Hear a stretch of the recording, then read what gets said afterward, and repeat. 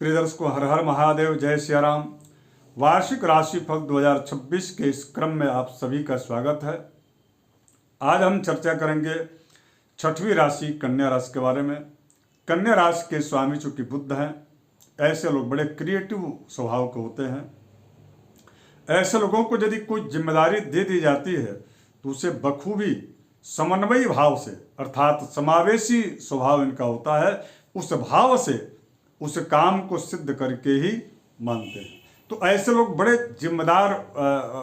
जिम्मेदारी के साथ अपने कार्य को संचालित और संपादित करते हैं। क्योंकि कन्या जो राशि है वह क्रिएटिव राशि है, रचनाधर्मी राशि है। इस राशि की अत्यधिक जो है प्रशंसा की गई है शास्त्रों में, क्योंकि ऐसे जो लोग होते हैं वह दो लोगों के बीच की मीडिएटर की भूमिका बड़ा अच्छा अदा करते हैं। तो दर्शकों, आइए साल 2026 आपके लिए कैसा रहेगा इससे हम समझने का प्रयास करते हैं, और साथ ही साथ में इस साल 2026 में आपको कौन सी सावधानियां बरतनी चाहिए और किस समय बिल्कुल पीक टाइम होगा, यानी कि गोल्डन चांस वाला समय होगा, इस पर हम विचार करेंगे। आगे बढ़े इसके पहले एक छोटा सा आग्रह है, यदि आप नए दर्शक हों तो सब्सक्राइब कर लीजिएगा और इस वीडियो को आप शेयर कर दीजिएगा। दर्शकों, जिनकी राशि कन्या राशि है, तो कन्या राशि के ठीक सप्तम स्थान में शनि का पूरे साल गोचर, यानी कि मीन राशि में गोचर होगा। और मीन राशि में जब गोचर होगा तो साल के शुरुआत में तो शनि मार्गी स्थिति में होगा, यानी कि साल के शुरुआत से लेकर के और 28 जुलाई 2026 तक यह शनि आपके लिए अत्यधिक शुभ स्थिति प्रदान करने वाले होंगे। अर्थात कई लंबित कार्यों को भी सिद्ध करने में शनि की अहम भूमिका होगी। और केवल यही नहीं, बल्कि आपके इस समय कर्क राशि में गोचर कर रहे देवगुरु बृहस्पति वक्री अवस्था में मिथुन राशि में गोचर करेंगे, और वो आपकी राशि मिथुन आपके जो है चूंकि जो राशि से बुध है उन्हीं की राशि है, और वहां यह केंद्र में यानी कि दसम स्थान में गुरु का यहाँ पर रहेगा गोचर, और वो 20 मई 2026 तक रहेंगे। यानी कि आपके दसम स्थान में 20 मई 2026 तक, यानी कि मिथुन राशि में देवगुरु बृहस्पति रहेंगे। तो बाकियों के लिए तो नहीं, लेकिन कन्या राशि वालों के लिए अथवा मिथुन राशि वालों के लिए,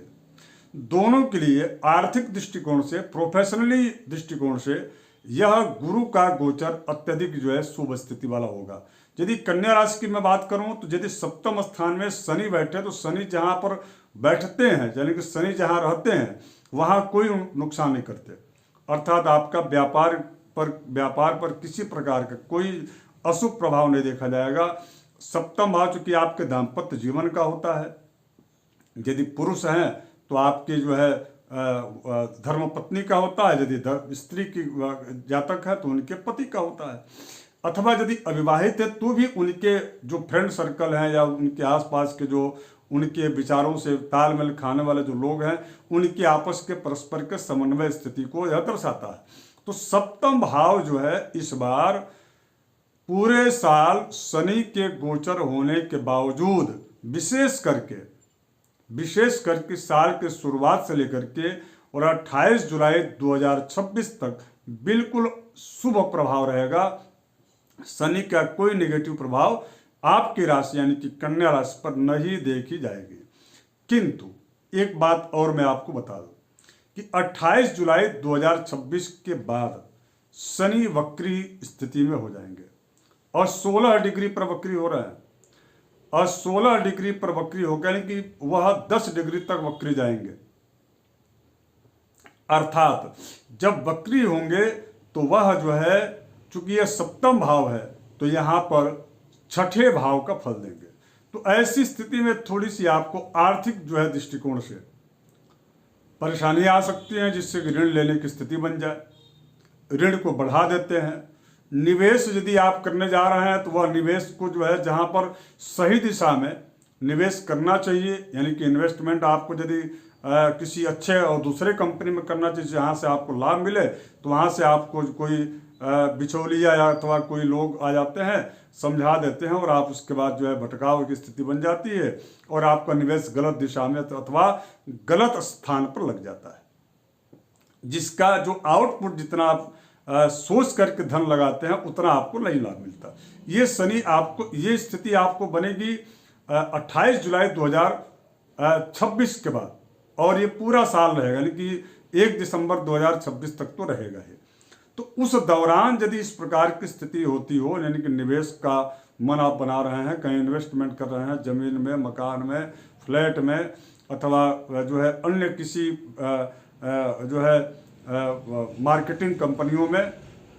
या शेयर मार्केट वगैरह में, तो थोड़ा सा उस समय आपको बहुत, यानी कि बार बार चिंतन मंथन मनन करने के बाद ही आपको करना चाहिए, नहीं तो ये आपको नुकसान शनि थोड़ा सा करा सकते हैं, चूंकि यहाँ पर इनका निगेटिव प्रभाव देखा जाता है। चूंकि वक्री स्थिति में ये और जो है तीव्र स्थिति इनकी हो जाती है, और नुकसान प्रद स्थितियों में तीव्रता इनकी देखी जाती है, तो थोड़ा यहाँ आपको सावधान रहना चाहिए।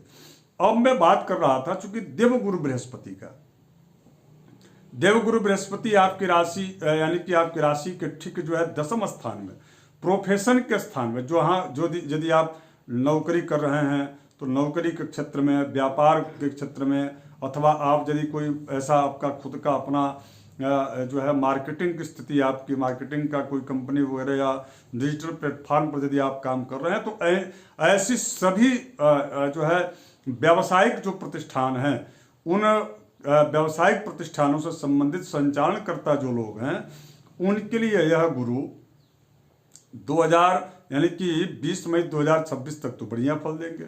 लेकिन इसके बाद थोड़ा सा ये आपके जो है इनका गोचर एकादश स्थान में हो रहा है, जहाँ पर अति विशिष्ट कारक स्थिति इनकी बन जाती है। तो वहाँ जो आपका व्यापार 20 मई तक बिल्कुल धीरे धीरे चल रहा होगा, उसमें कोई बहुत ज़्यादा उन्नति यथोचित नहीं हो पा रही होगी, तो ये जब आपके एकादश स्थान में जाएंगे, यानी कि आपके 11वें स्थान, यानी कि कर्क राशि में जब देवगुरु बृहस्पति का गोचर होगा, तो मैं ये कह सकता हूँ कि साल 2026 आपके, यानी कि कन्या राशि वालों के लिए सभी दृष्टि से, व्यापार में, स्वास्थ्य में, परिवार में, घर में, या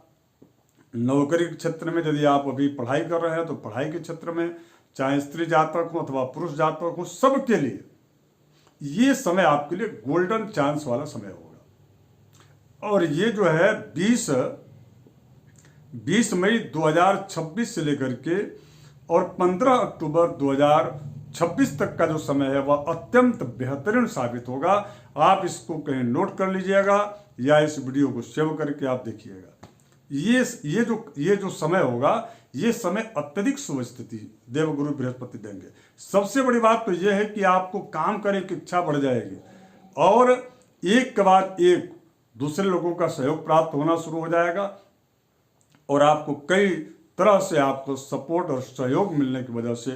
अच्छा सजेशन मिलने की वजह से आपका निवेश भी सही दिशा में होगा। यदि आप निवेश करना चाहते हैं, कोई कंपनी फैक्ट्री वगैरह डालना आप चाहते हैं, अथवा कोई फर्म की शुरुआत अपना आप करना चाहते हैं, तो ऐसी स्थिति आपकी निर्मित होगी कि इसमें आपको सफलता मिलेगी ही, इसमें कोई संदेह नाम का चीज़ नहीं है। अब ये जो है थोड़ी सी आपको सावधानी कब बरतनी है, अर्थात कब आपके लिए डिफिकल्ट समय रहेगा, यानी कि अधिक मेहनत करने के बाद भी सफलता आपको अनुकूल नहीं मिलेगा, तो वो समय आपके लिए रहेगा 15 अक्टूबर 2026 के बाद का, यानी कि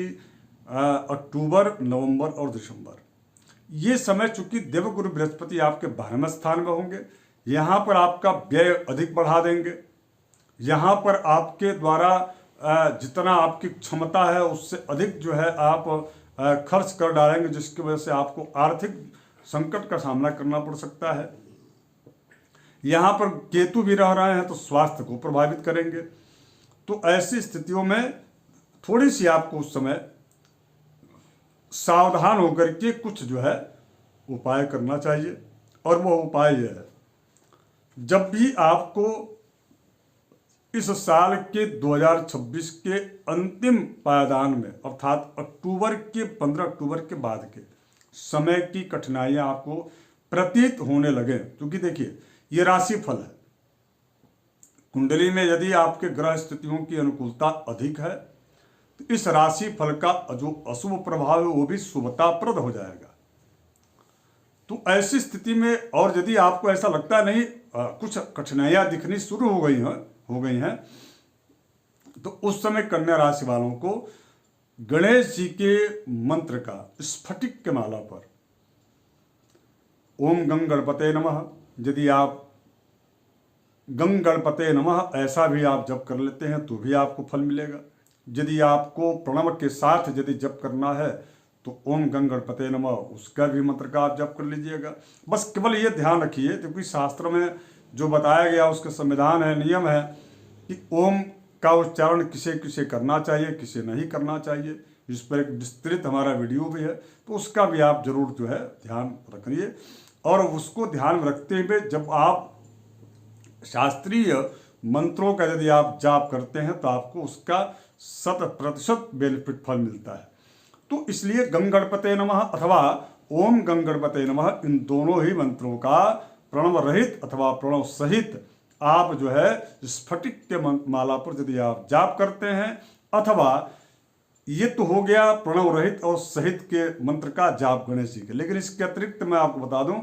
कि गणेश जी के 12 नामों की बड़ी जो है प्रशंसा की गई है। सुमुखश्चैक दंतश्च कपिलो गजकर्णकः लंबोदरश्च विकटो विघ्ननाशो विनायकः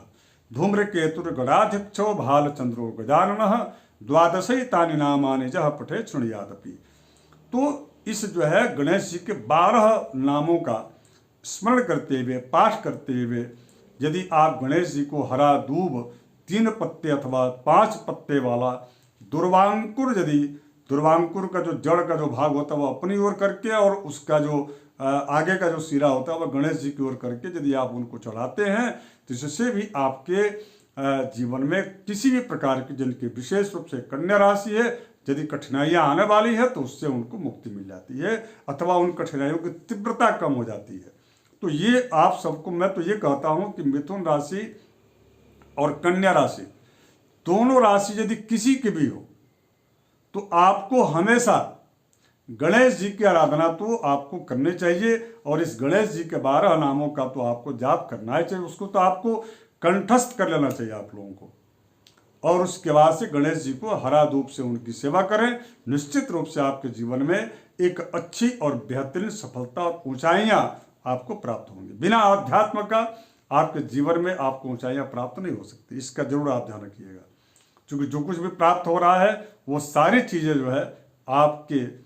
अपने पूर्व जन्मार्जित जो पुण्य बल है उसके आधार पर है। आगे यदि आप अच्छा करेंगे तो आपके साथ और अच्छा होगा, तो इसका जरूर ध्यान रखना चाहिए। वीडियो आप शेयर कर दीजिएगा, और यदि आपको अच्छा लगे तो आप लाइक कर दीजिएगा,